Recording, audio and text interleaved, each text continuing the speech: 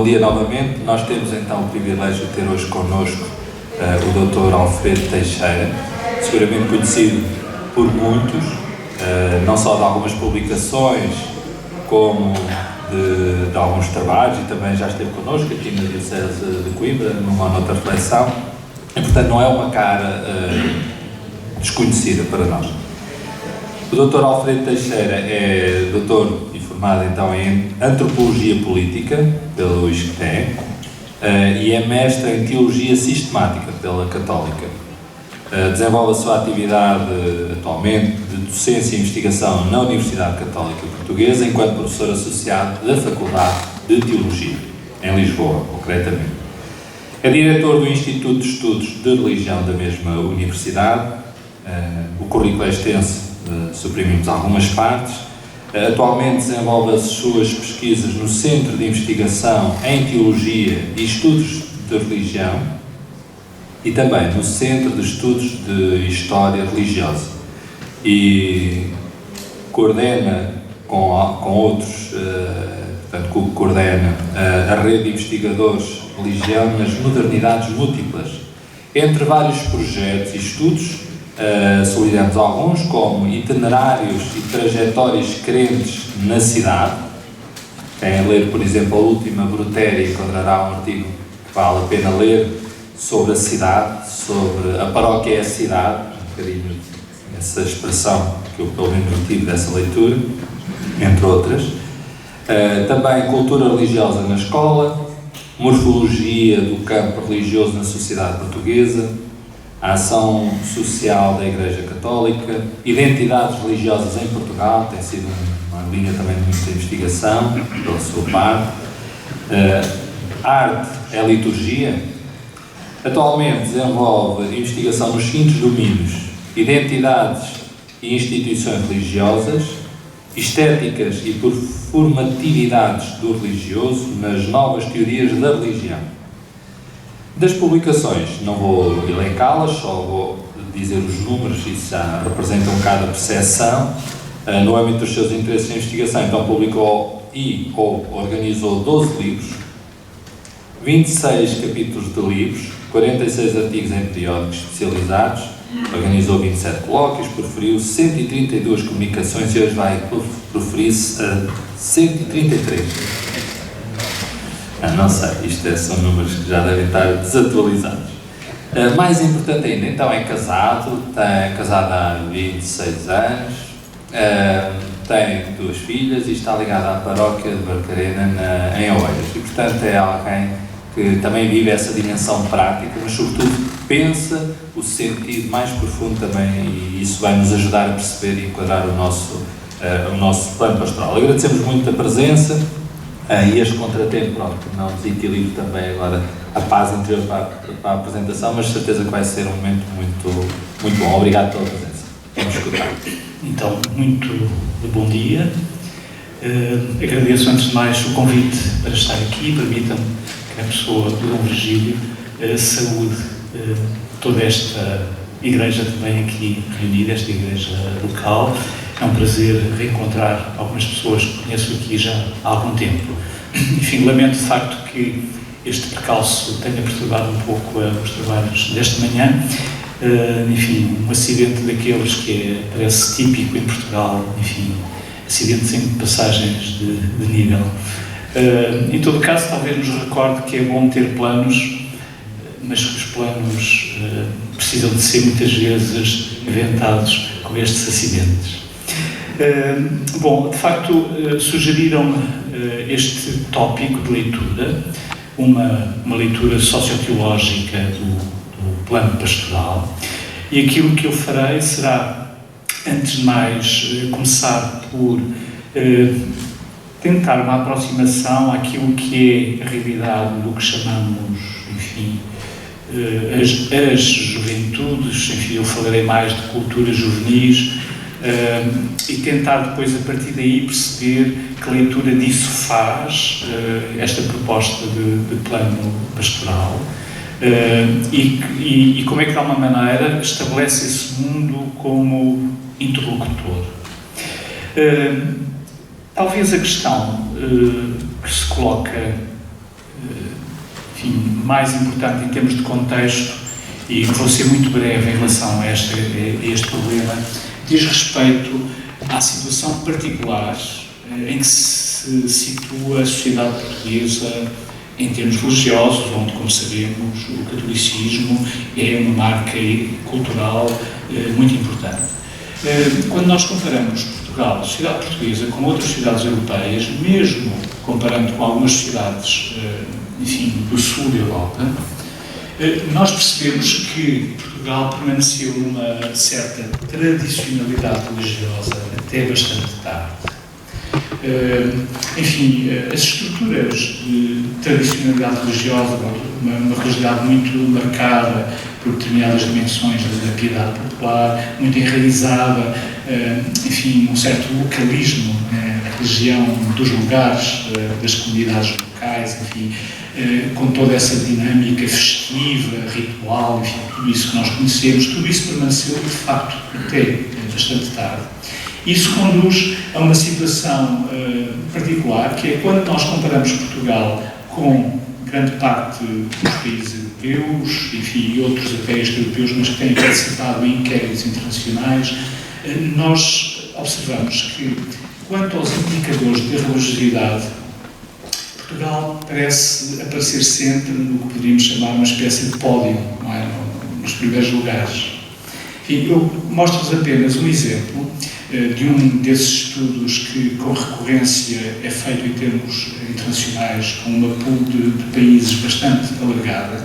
E reparem, eu vou passar isto muito rápido, porque só quero sinalizar este problema. Reparem, por exemplo, em relação à pertença a uma religião, Portugal surge entre os primeiros países, enfim, muito próximo da Itália, enfim, há aqui alguns países como a Polónia e a Lituânia, onde a religião tem uma forte presença identitária, destacam-se. Israel, um caso à parte, como sabemos, por razões que agora não importa explorar. Participa no culto, pelo menos mensalmente. Reparem, Portugal aparece neste terceiro lugar. Prática diária de oração. Descreve-se como pessoa religiosa, ou seja, em que medida os respondentes se representam a si próprios como pessoas religiosas. Mas agora reparem, vou-vos mostrar as mesmas perguntas, mas estratificadas por gerações. Ou seja, como é que respondem a estas perguntas os que nasceram em 1930, 1940, até às gerações mais recentes, neste caso, neste estudo, os que nasceram a partir de 1990. E reparem como, em todas as perguntas, nós temos uma curva muito acentuada. Ou seja, à medida que nos aproximamos dos mais jovens, nós encontramos sempre, em relação a estas caracterizações, enfim, bastante usuais para definir a posição religiosa das populações, encontramos, de facto, uma ilusão muito grande.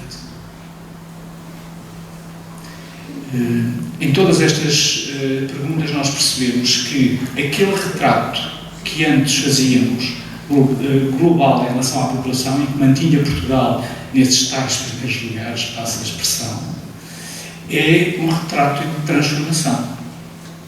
De alguma forma dá conta ainda da forte presença das gerações dos mais velhos nestas amostras e de alguma maneira esconde alguma coisa que está em mudança. As gerações mais jovens são protagonistas de uma alteração profunda em relação a essa religiosidade herdada. Enfim, não vou já adiantar este problema, não vou dizer que são menos religiosos do que outras gerações, mas claramente não reproduzem a mesma religião, a mesma religiosidade. Portanto, são claramente atores de uma transformação importante.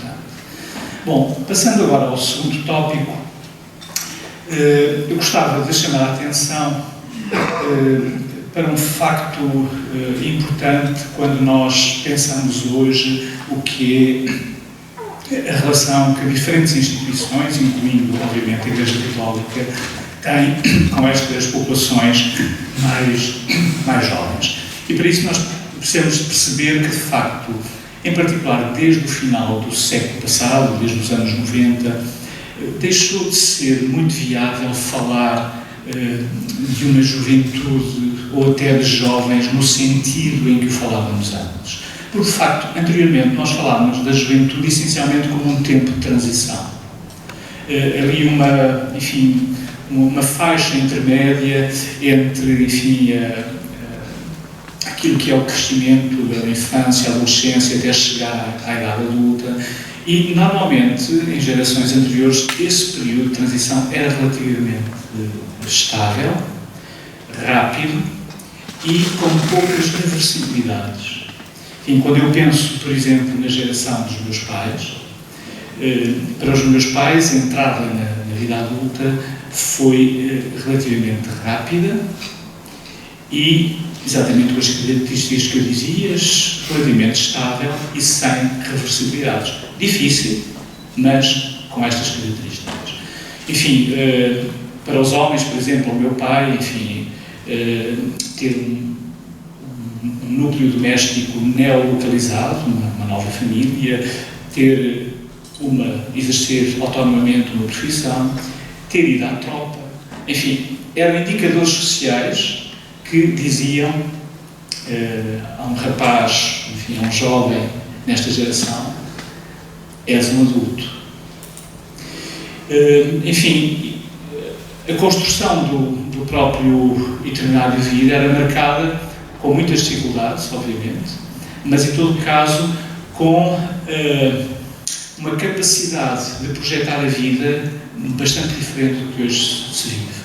E, portanto, mesmo em muitos casos, partindo de condições sociais relativamente difíceis, socioeconómicas relativamente difíceis, em muitos casos foi possível projetar uma certa mobilidade social ascendente com estratégias, relativamente seguras.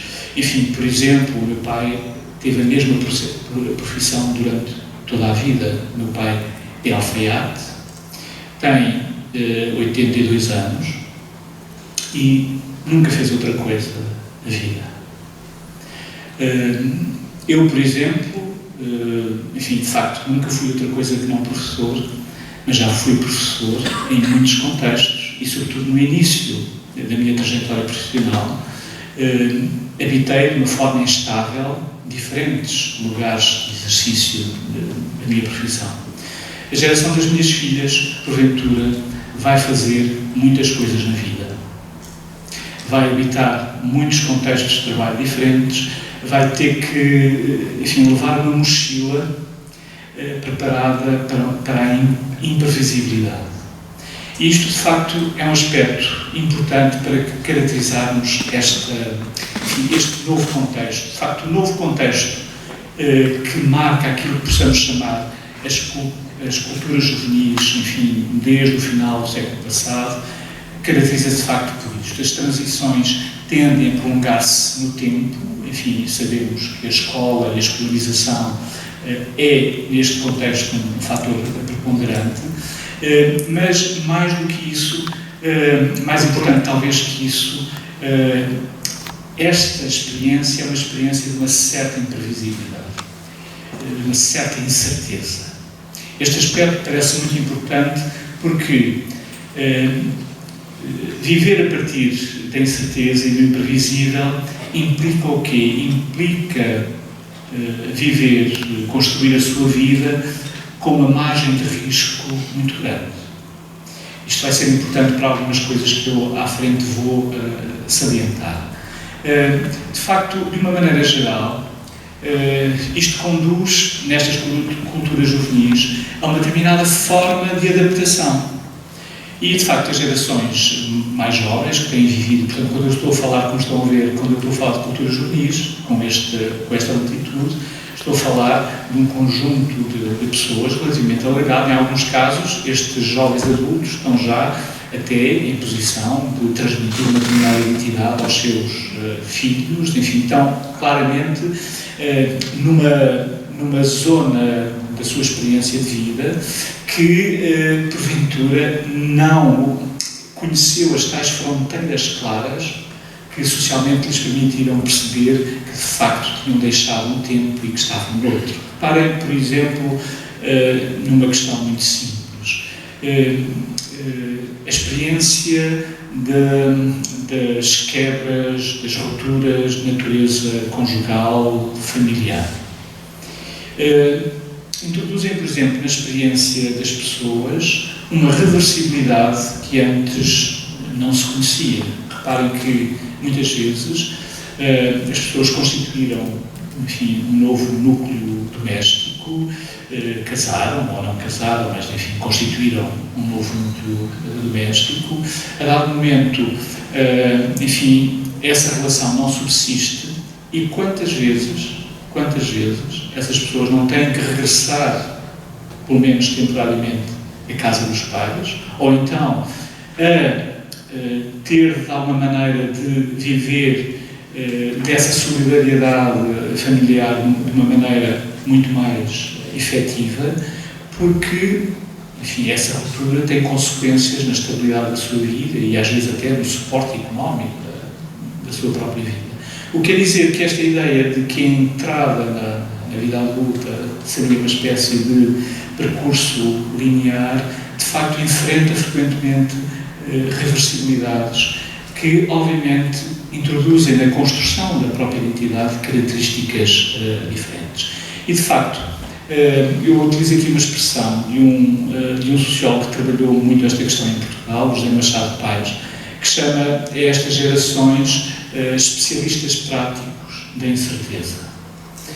Ou seja, de uma forma geral, o que fazemos sempre é ter estratégias adaptativas em relação aos contextos sociais que vivemos. E, de facto, o que acontece neste contexto é que as gerações mais jovens tendem a fazer da própria incerteza o lugar de construção da sua identidade. E, portanto, muitas das suas formas de expressão, por exemplo, muitas das suas práticas performativas, até desportivas, muitas vezes elegem quase a experiência do risco como um lugar de vida, como, de alguma maneira, um estilo de vida. De alguma forma, aquilo que a própria sociedade lhes impõe, esta incerteza, esta imprevisibilidade, é, por eles, interiorizada como um estilo de vida.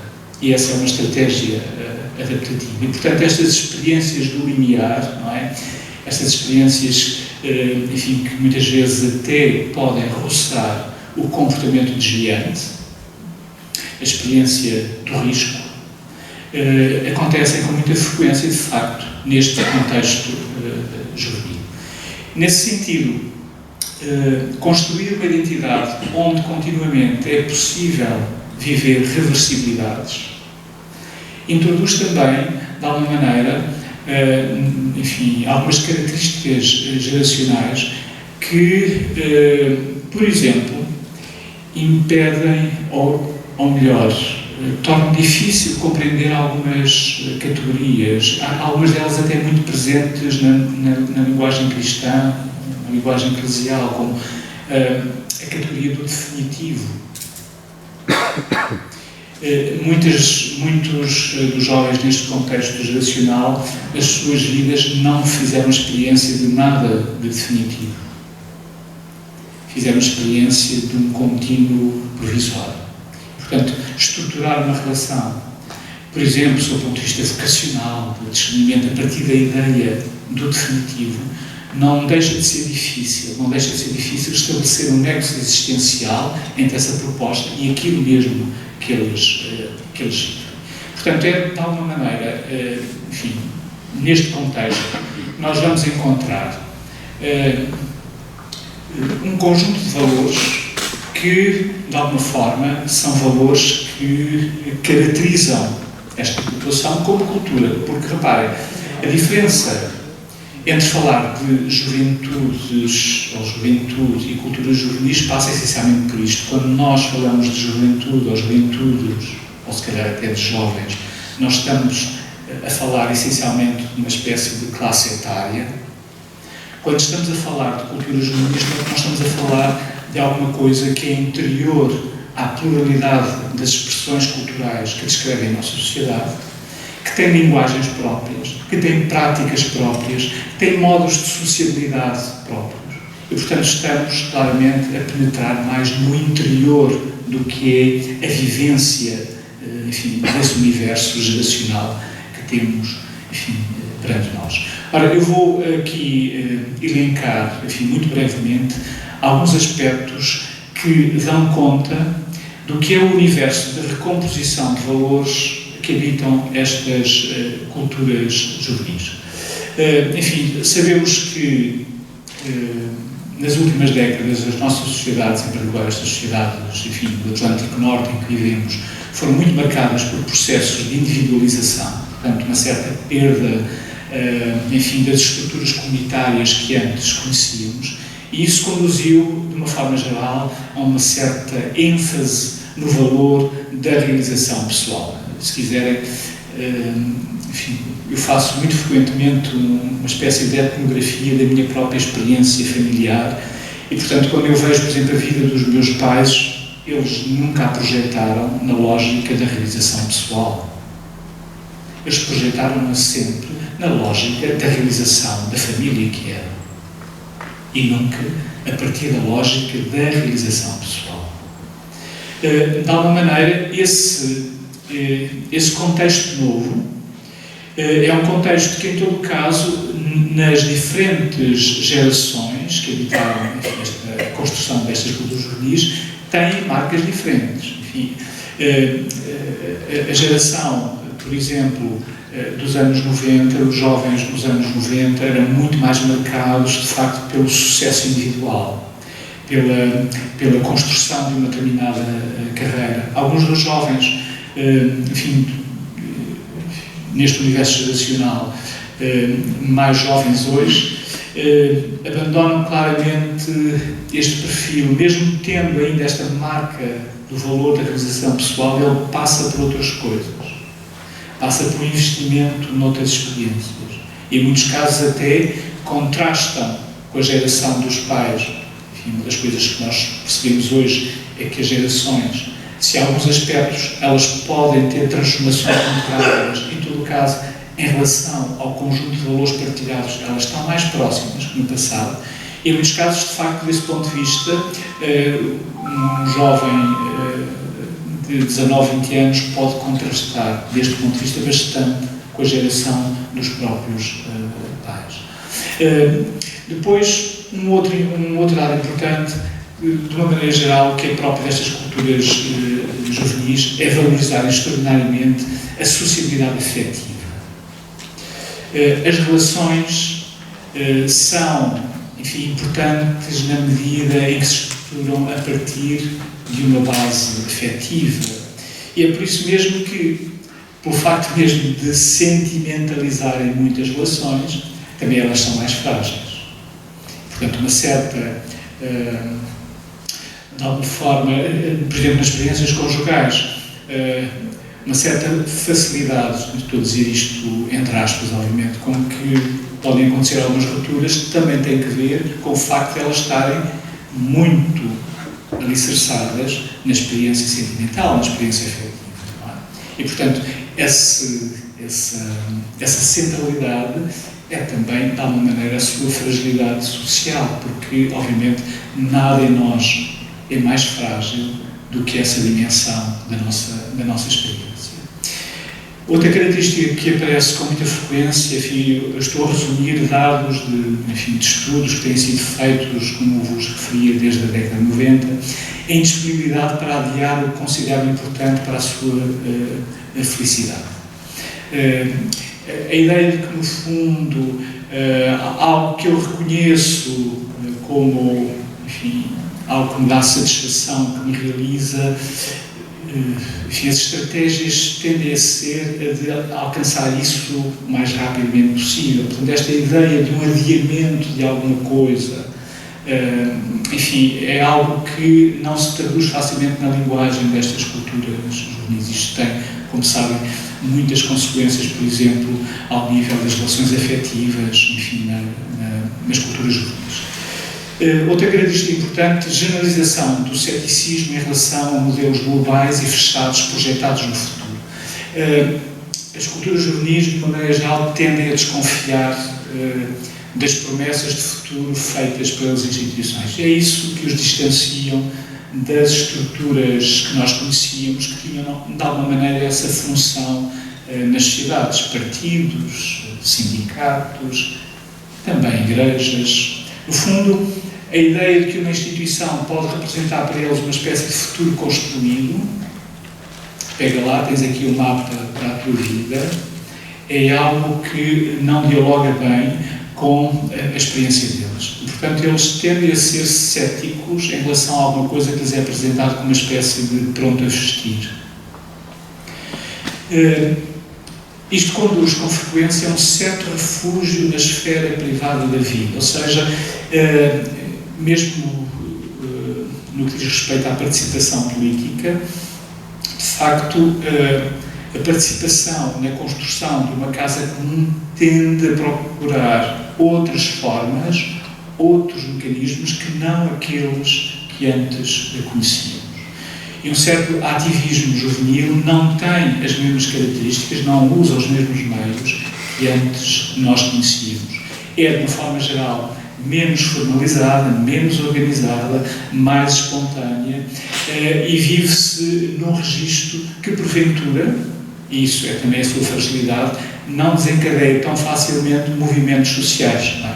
Um bocadinho aquela sensação que nós temos quando abrimos o Facebook, parece que há uma multidão de indignados acerca de qualquer problema, mas isso, em todo caso, parece não desencadear qualquer tipo de dinâmica social. Enfim, é um bocadinho este paradoxo que não afeta apenas os mais jovens, mas que, em todo caso, parece ser uma característica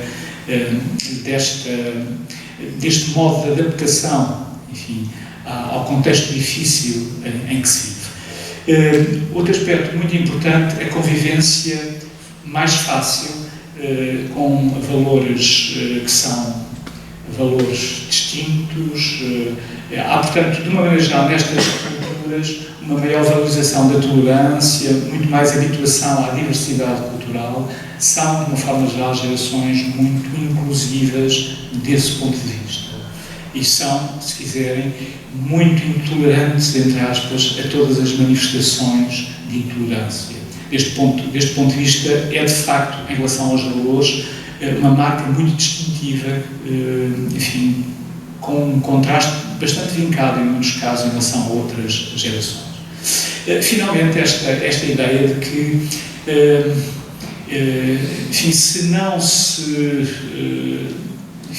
está muito aberto às tais propostas fechadas, utópicas, fechadas, programas, enfim, já delineados para, enfim, serem projetados nas suas vidas, enfim, o que é que preenche este lugar? Preenche este lugar um certo artesanato de ideias, não é? Uma espécie de construção à medida do cotidiano, à medida não do longo curso da vida, mas, enfim, pensando a vida nas suas etapas mais intermédias.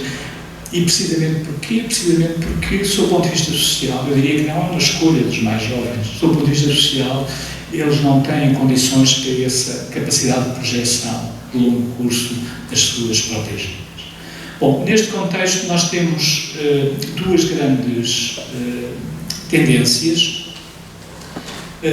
Se quisermos dividir os mais jovens a partir destes resultados de investigação que eu aqui, enfim, resumi, nós poderíamos juntá-los em dois grandes grupos. O primeiro é claramente maioritário, mas o segundo, sendo minoritário, é um grupo em crescimento. Digamos que o primeiro grupo, assim, passa a metáfora, surfa o incerto. Ou seja, neste contexto de incerteza, de imprevisibilidade, tem estratégias fortemente adaptativas que, no fundo, adaptam o seu próprio estilo de vida a esta incerteza, tornam-na o seu próprio estilo de vida. Mas temos um outro conjunto de jovens, de gerações mais jovens, que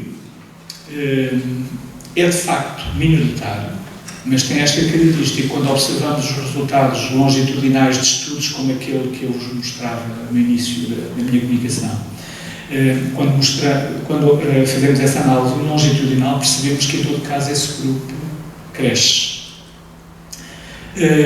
E esse grupo é um grupo que tem uma reação diferente a este contexto de imprevisibilidade e incerteza.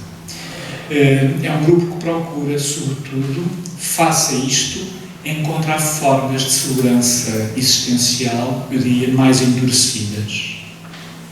E não é por acaso que algumas manifestações identitárias na Europa, por exemplo, não deixam de ter também uma marca juvenil.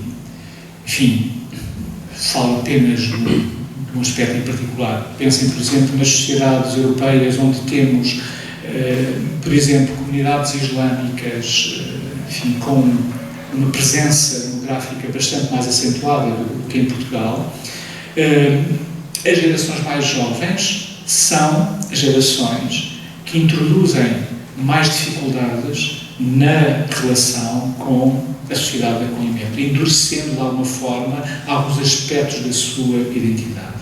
Mesmo no campo católico, há algumas sensibilidades, eu chamaria mais endurecidas em relação à identidade católica, mais impermeáveis à experiência da mudança, porventura mais intolerantes em relação à identidade dos outros, são também identidades que têm esta característica. Vêem no espaço religioso o tal lugar de proteção face a um mundo que vêem ameaçador.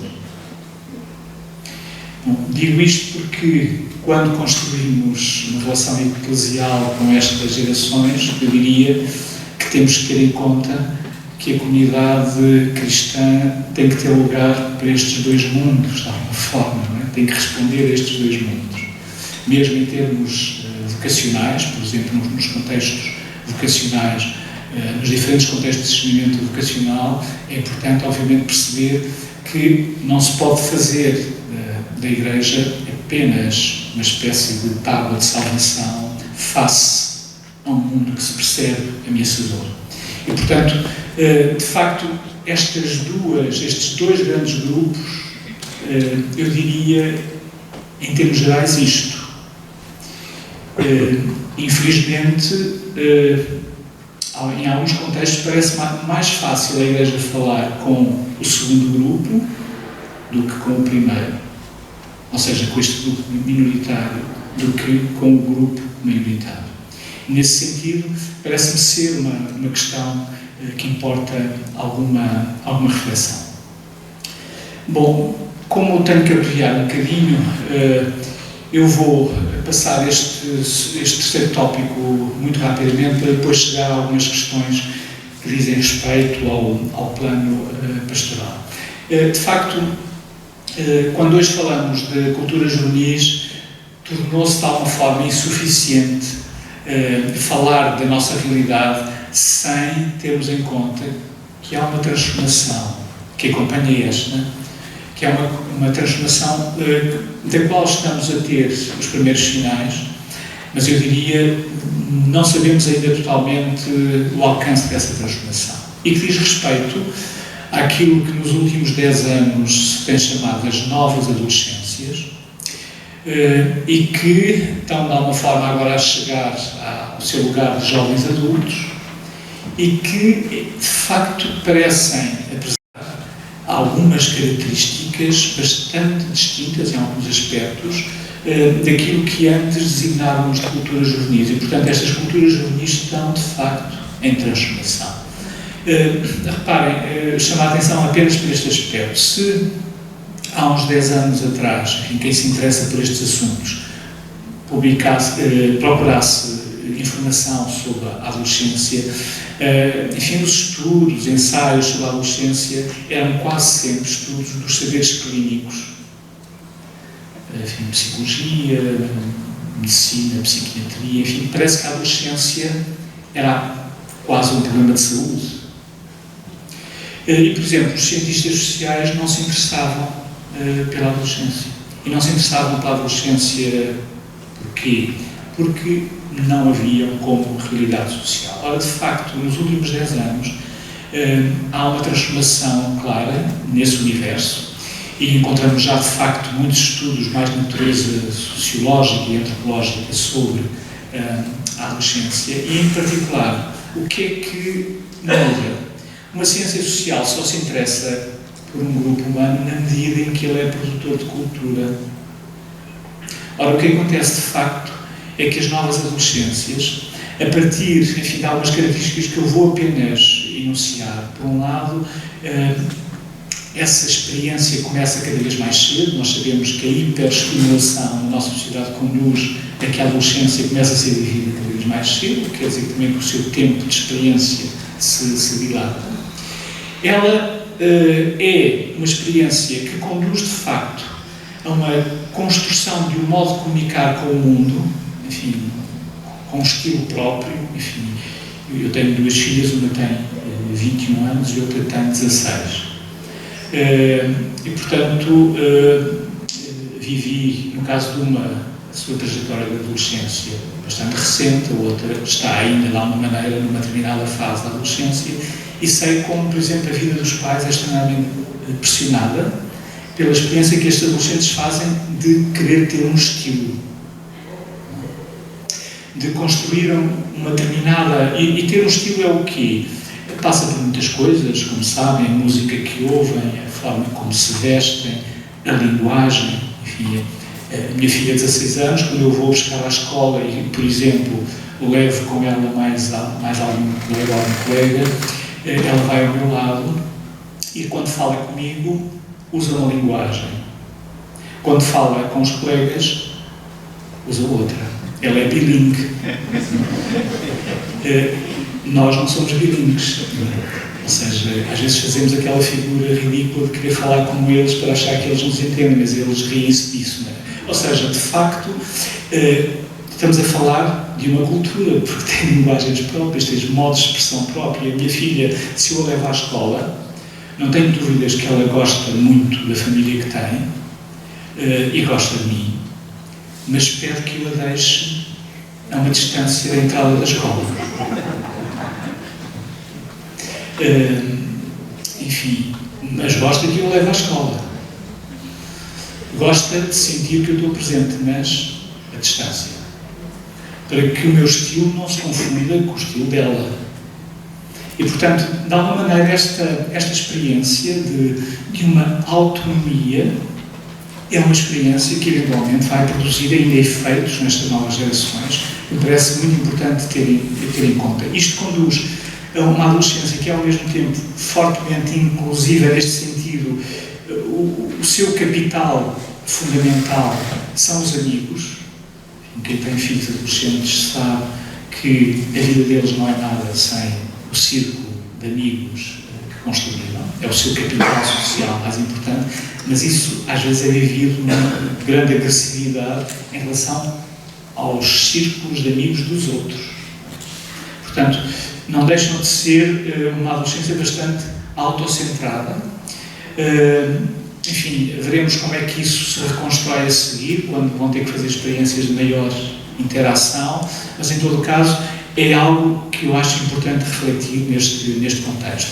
Enfim, vou avançar apenas para o último tópico que aí tenho, da comunicação emocional. É também são adolescentes que, de uma forma geral, acentuam extraordinariamente as dimensões emocionais na sua comunicação e, por isso, têm até uma sonoridade própria. Quando em minha casa tenho esta minha filha de 16 anos com mais algumas colegas, enfim, ouve-se bem, não é? Porque o clima de comunicação entre elas tem, de alguma maneira, um estado emocional sempre bastante exacerbado, que é próprio deste tipo de vivência. E, portanto, as suas dificuldades em, por exemplo, estar em contextos que, de alguma maneira, na comunicação, na sociabilidade, não têm, enfim, esse tipo de suporte afetivo, emocional, não deixa de ser, de facto, uma dificuldade para eles. Bom, então umas notas sobre enfim, alguns nexos que eu gostaria de estabelecer entre aquilo que foi esta caracterização, que ajuda a perceber de facto quem são os jovens, onde estão, enfim, que cultura é essa, para falar então de alguns aspectos que eu vou centrar em torno, enfim, dos objetivos do plano. Enfim, penso que este foco ajuda-me a estabelecer um nexo importante com aquilo que antes eu referia. Bom, antes de mais, pareceu-me interessante que neste plano pastoral houvesse um grande esforço de contextualização. Os planos, por vezes, são uma abstração pouco interessante. Houve um esforço de contextualização. Há dois contextos que são apresentados. O contexto, por um lado, das consequências da pandemia. Estamos longe de ter a capacidade de conhecer essas consequências. E, por outro lado, obviamente, a vivência da Jornada Mundial da Juventude de 2023. Bom, estes dois contextos, a meu ver, põem problemas de natureza diferente. Eu diria que o primeiro contexto é talvez o contexto mais desafiante, porque a situação de distanciamento e de descomunitarização que a pandemia provocou agrava aquilo que já era a dificuldade principal da experiência eclesial. Hoje, de uma forma geral, em termos de vivência religiosa, a grande, enfim, a resposta mais difícil de dar, em termos sociais, é esta: porquê a Igreja? Por exemplo, nos meus estudos sobre a sociedade portuguesa, uma das coisas que eu tenho dado muita atenção é o extraordinário crescimento de um grupo que se autoclassifica como crente sem religião. Ou seja, um conjunto de pessoas cada vez mais alargado, e pessoas que subjetivamente estão disponíveis para essa dimensão da transcendência, da espiritualidade, mas não veem qualquer necessidade de vincular isso a uma experiência comunitária, a uma inscrição numa tradição de pertença religiosa. Portanto, há uma maneira, as circunstâncias que vivemos podem acelerar e agravar uma dinâmica social que era já uma dinâmica muito importante e que encontrou neste contexto, de alguma forma, enfim, uma força de aceleração, conduzindo a situações em que, enfim, acontece com muita facilidade aquilo que eu chamaria uma comunicação sem comunidade. Enfim, eu acho que o exercício que muitos viveram de celebrações litúrgicas nas redes sociais, transmitidas de todas as formas, enfim, penso que às vezes não se pensou suficientemente esse problema, mas o que aconteceu de uma forma geral foi comunicação, mas comunicação sem comunidade. E a comunicação sem comunidade alimenta a distância, alimenta a ideia de que eu posso, enfim, viver, por exemplo, uma dimensão religiosa na minha vida, mantendo uma determinada, num regime de distanciamento. Por via da comunicação, alguma coisa me chega. Alguma coisa chega até mim. E, portanto, esta experiência é uma experiência que, de facto, merece ser refletida. A questão da jornada, é claro que ela diz respeito a um problema essencial. Uma jornada tem sempre a lógica de um mega evento. Enfim, não é por acaso que João Paulo II, de facto, apoiado ou inspirado, enfim, numa experiência que a própria comunidade TZ, o movimento TZ já fazia, aquele encontro, enfim, anual numa grande cidade, enfim, agarra claramente aquilo que é a dinâmica própria do acontecimento, enfim, do mega-evento, mas o mega-evento tem sempre as suas fragilidades próprias, é um acontecimento efêmero, é um acontecimento que dinamiza extraordinariamente, de facto, a experiência de pertença, em termos emocionais, mas se não estiver ancorada em estratégias anteriores e em projetos seguintes, obviamente, como todos os mega-eventos, tende a uma certa efemeridade. Bom, partindo destes dois contextos, enfim, há também aqui uma reflexão interessante sobre a questão europeia, enfim, vou passar um bocadinho à frente disso, pode ser que no nosso diálogo surja ainda algum interesse por essa questão, mas centro-me agora nestas três palavras: envolvimento, encontro, discernimento. Bom, envolvimento. Mostro-vos aqui um quadro de um estudo que eu, com patrocínio da Conferência Episcopal Portuguesa, que eu desenvolvi em 2011. Neste quadro vocês têm uma representação dos católicos, distribuídos por essas categorias. Enfim, falo apenas dos que aí aparecem como militantes e observantes. Observantes são aqueles que responderam à pergunta sobre a sua prática religiosa, que ela era pelo menos semanal, não é? Mas à pergunta sobre se desenvolviam algum tipo de atividade nas suas paróquias, comunidades, grupos, responderam que não. Os militantes são aqueles que responderam mesmo na pergunta acerca da prática, mas na pergunta acerca de atividades, enfim, algum tipo de atividade que desenvolvam na paróquia, responderam que sim. Reparem como o grupo dos observantes, do ponto de vista da sua distribuição etária, ou seja, os católicos cuja vinculação ao espaço comunitário passa unicamente pela presença regular na Assembleia Dominical, os observantes, reparem como ele tem uma constituição demográfica muito distinta da dos militantes, ou seja, aqueles que, para além disso, desenvolvem algum tipo de atividade, têm algum tipo de integração noutras atividades nas suas comunidades. Reparem que, de uma forma geral, o peso dos mais novos é bastante maior entre os militantes. É claro que, neste estudo, nós apanhamos aqui todos aqueles jovens que estão nos diferentes dinamismos paroquiais, que têm esse tipo de enquadramento, mas não deixa de ser interessante tirar esta conclusão fácil. O que é próprio dos mais jovens, neste regime de vinculação, é se estão para fazer alguma coisa. A ideia de uma identidade religiosa que passe por uma regularidade ritual é algo bastante divergente em relação ao seu perfil. Portanto, estar é fazer, é de alguma forma ser incluído em dinâmicas de ação. E esse é de alguma forma um perfil que me parece claro na aproximação a este universo. Se eu me centrasse agora, porque estamos a chegar ao fim do nosso encontro, do nosso tempo, na palavra encontro, eu diria que, de facto, o maior desafio, do seu ponto de vista pastoral, hoje é, obviamente, talvez voltar a falar mais de Jesus.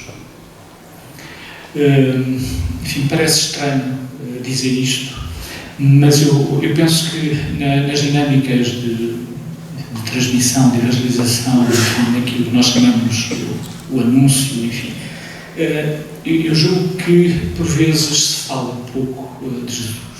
E, de alguma maneira, enfim, passo aqui uma reflexão muito rápida, mas que me parece essencial.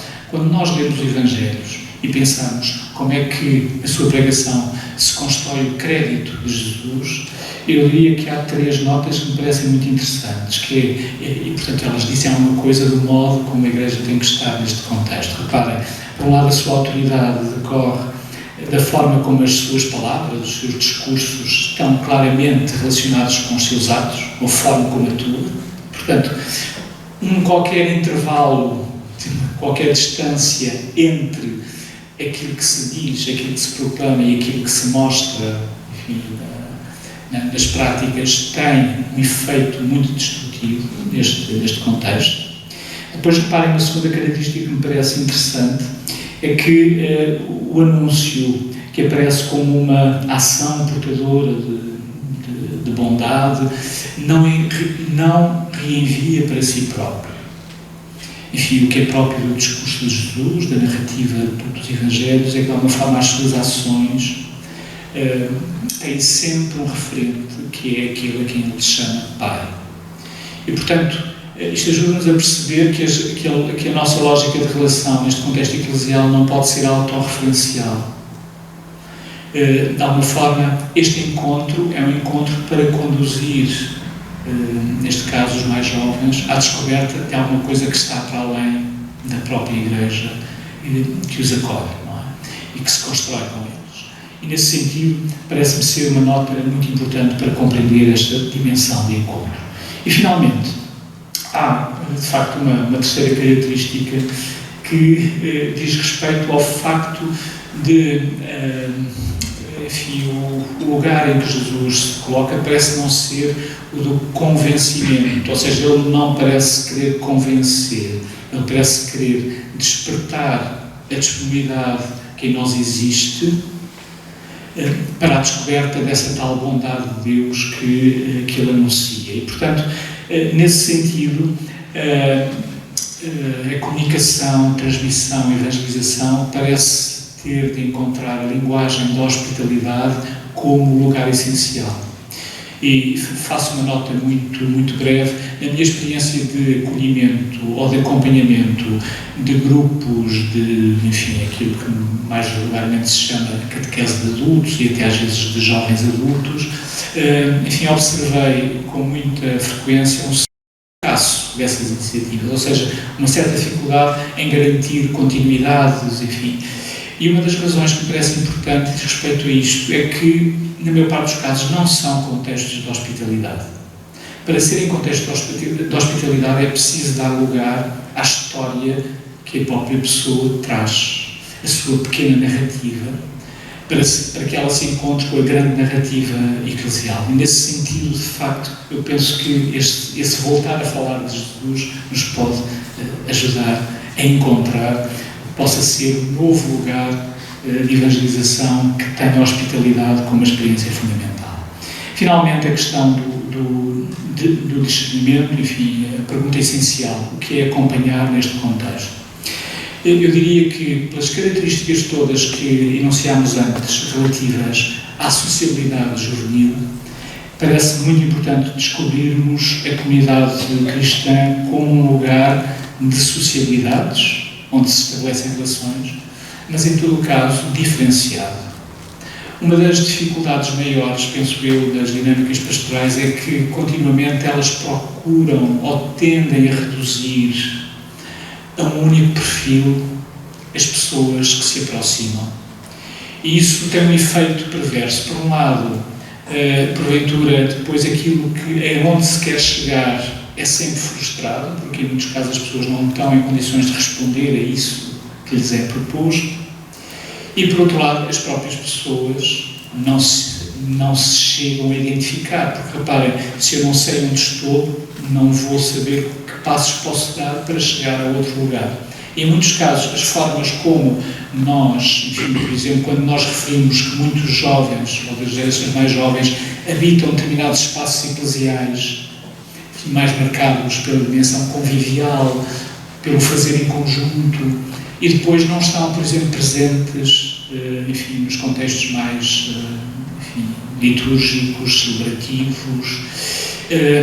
Enfim, se calhar é preciso pensar que, de facto, neste contexto de extraordinária pluralidade, se calhar temos que pensar contextos de encontro diferentes e temos que reconhecer que, se calhar, não estão todos no mesmo lugar, não estão todos em condições de estar no mesmo lugar de experiência eclesial.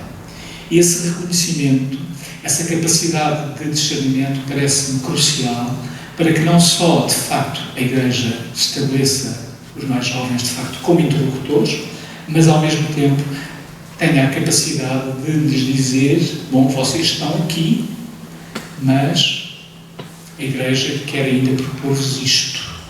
E, portanto, é possível sair deste lugar e caminhar para este.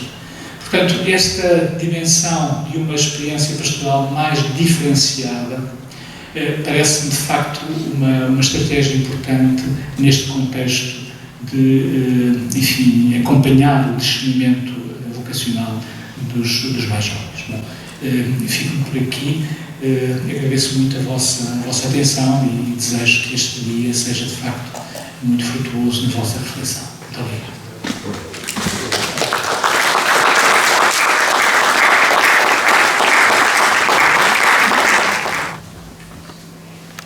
Uma vez mais foi um privilégio e é sempre um gosto ouvir o Dr. Alfredo Teixeira, não só pela sua sabedoria, pela atualidade de pensamento e pela capacidade que tem de nos fazer pensar, de nos colocar em pensamento, pelo menos em questão. Então, se calhar agora iríamos ter aqui 5 a 10 minutos de possibilidade de fazer perguntas. As perguntas são perguntas, não são conferências, portanto, corajosos e uma ou duas questões que queiram colocar para agora podermos concretizar alguma questão, alguma pergunta. Se quiserem também fazer um sublinhar, sim, de algum aspecto, mas se pudermos ter perguntas muito incisivas, acho que não devíamos perder esta oportunidade. Há aqui o micro, mas primeiro é preciso que haja alguém que queira fazer perguntas.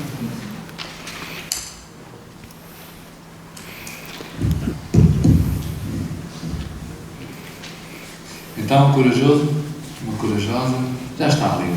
Queres levar o Carlos João Diogo ali ao fundo?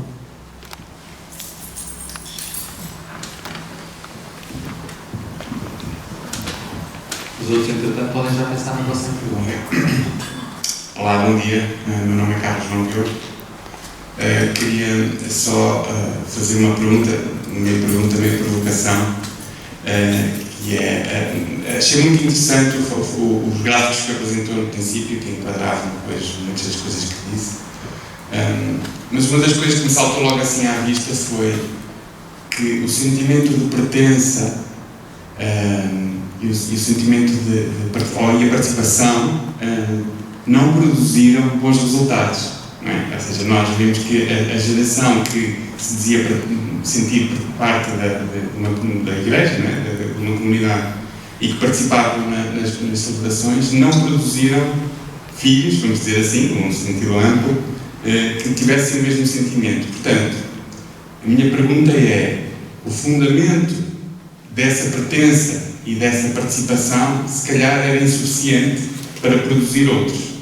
Portanto, que caminhos nós devemos percorrer, pensando em participar nos jovens, mas acho que não só, acho que é um problema muito mais amplo, não é? Mas obviamente temos aqui o foco dos jovens.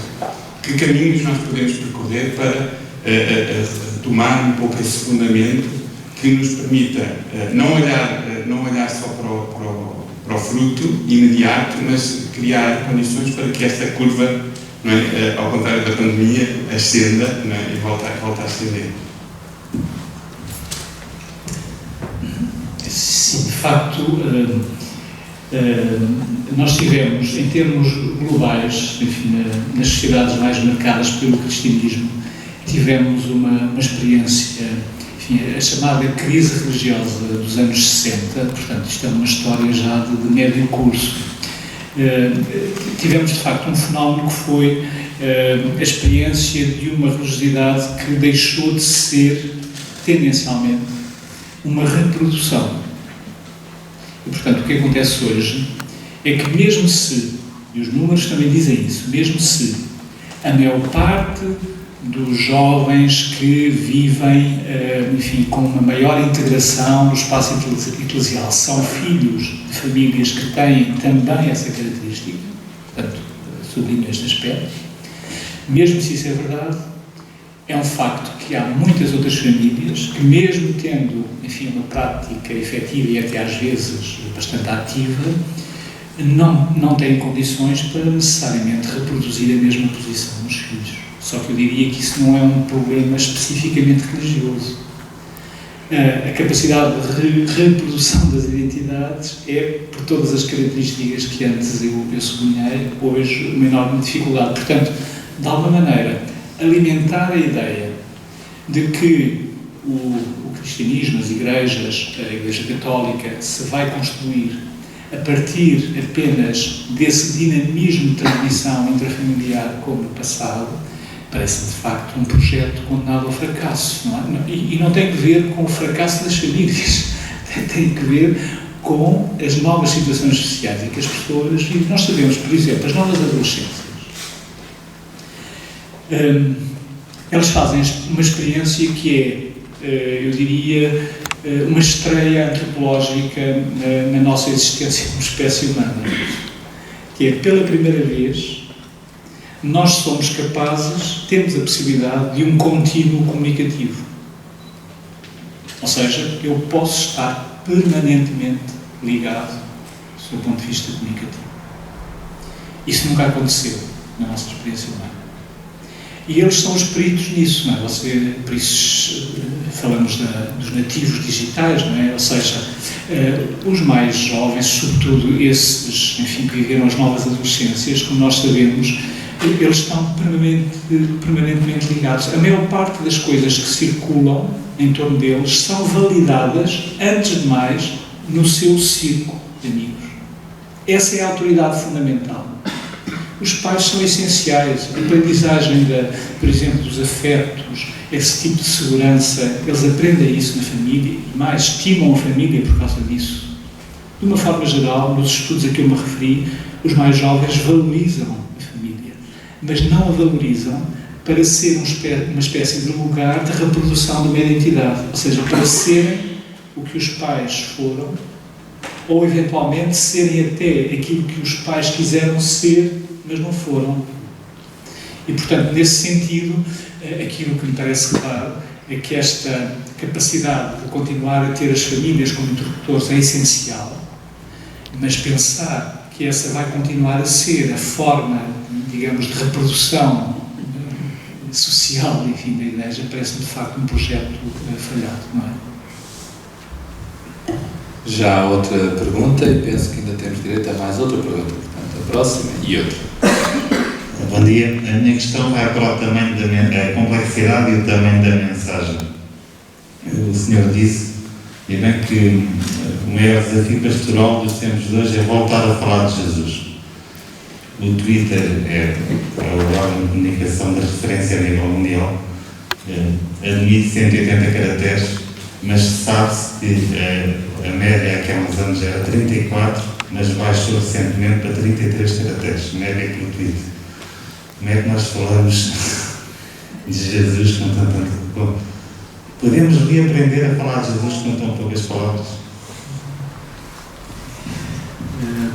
Enfim, não sei se o Twitter nos vai salvar nesse desafio. Eu diria que, em todo caso, há alguma coisa que se pode fazer em poucas palavras. Há, de facto, alguma coisa que se pode fazer em poucas palavras. Eu diria que o que é normal é nós pensarmos que a nossa relação hoje se joga numa espécie de ecossistema de diferentes lugares onde comunicamos. E, por exemplo, pensar também que hoje tudo se reduz a isso parece-me uma simplificação muito grande da nossa experiência humana. Nesse sentido, eu diria que a tal diferenciação de que eu falava implica habitar todo o espaço habitável, no fundo, um bocadinho, enfim, aquela força da mensagem de Paulo, que pensa pela primeira vez o cristianismo como o cristianismo para todo o espaço habitado, literalmente ecuménico.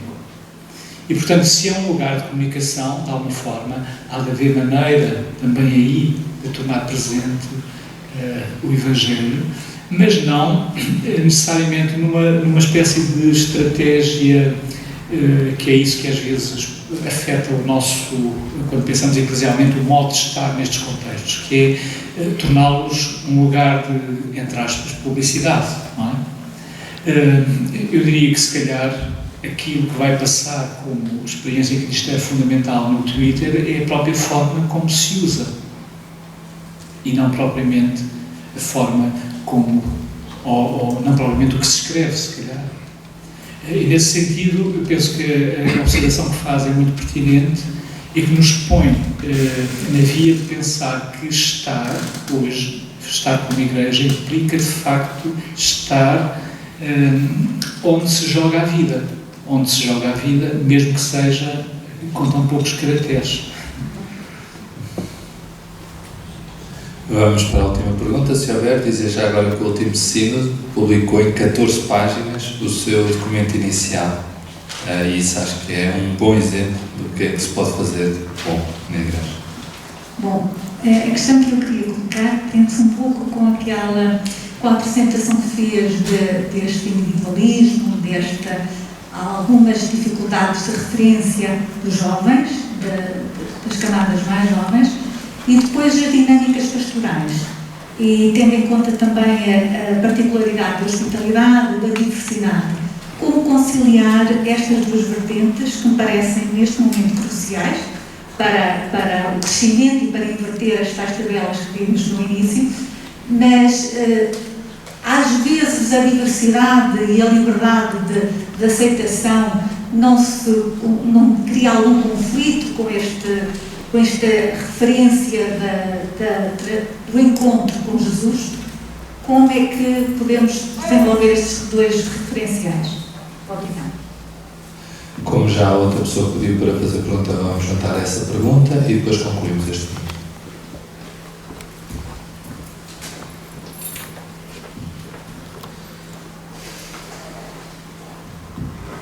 Bom dia, chamo-me Sara Pimentel, sou da Unidade Pastoral de Soro e tenho 35 anos. A minha não é bem uma questão, mas é mais uma reflexão e um comentário e a tentativa de fazer um paralelismo da minha realidade local com uma realidade mais global.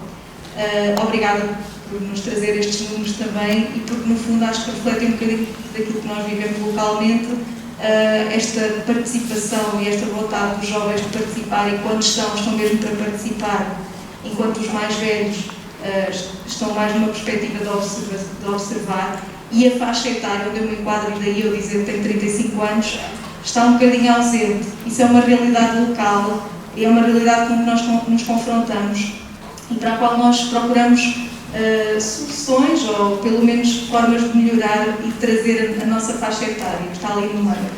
Dizer que também faço parte da catequese da minha localidade e da minha paróquia, da minha unidade pastoral, e que, através da catequese, nós temos conseguido, com as crianças, com os adolescentes, fazer algumas atividades em que eles se sentem bem, e lá está, quando estão e fazem alguma atividade que lhes dá prazer, que lhes traz felicidade, isso faz-os sentir bem e faz também trazer os pais.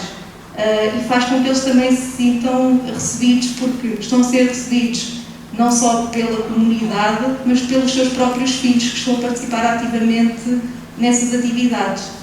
Daí que, por muito que possa ser uma gota d'água no oceano, mas acho que são as crianças, os adolescentes e os jovens, em conjunto com quem já está mais ativo na comunidade, podem trazer esta faixa etária em que eu me enquadro e que vejo tão pouco representada. Não sei se é essa a sua visão também, ou se tem alguma coisa a acrescentar em relação a isto. Obrigada.